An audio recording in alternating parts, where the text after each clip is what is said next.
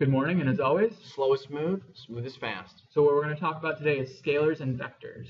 So let's imagine we have a car that's traveling 120 meters east every 60 seconds. What we would say is that car has a speed of 2 meters per second and a velocity of 2 meters per second east. So the size or the magnitude of both of these is the same, but the velocity needs this extra additional point, and that's called a direction. Right, and so when we actually talk about, we can separate things into scalars and vectors. A scalar is any value that doesn't have a direction. Volume, time, temperature, mass. These are all things that just have a value. The temperature is 27 degrees Celsius. So any value that has a direction and a value is going to be a vector, so that velocity, acceleration, and force.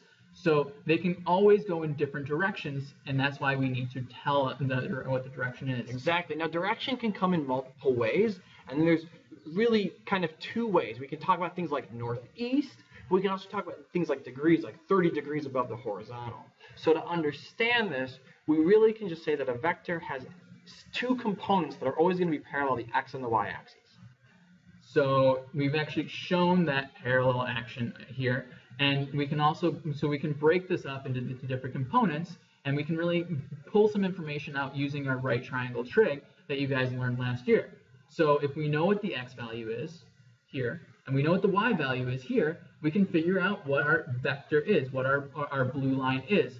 And so x, y equals r. So we've rewritten this equation, r squared equals x squared plus y squared, but we've rewritten it using the Pythagorean theorem. C squared equals a squared plus b squared. Because it's something you've already done, again, we're just kind of giving you a new bit of language to extend that into this course. So we can actually solve that if we know what these values are.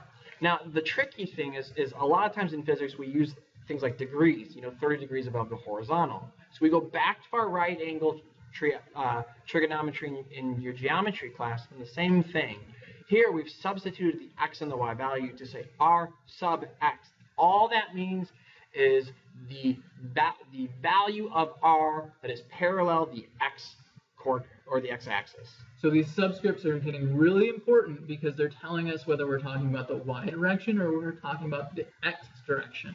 So this still is the same right triangle you learned about. We're talking about the opposite line from the angle, we're talking about the adjacent to the angle, and we're talking about the hypotenuse.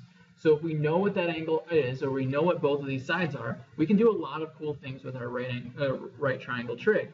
So we're assuming that you guys know about this. We'll talk about this more in class when we do practice, but we just wanted to reiterate the fact that you will be using this right triangle trig in our class.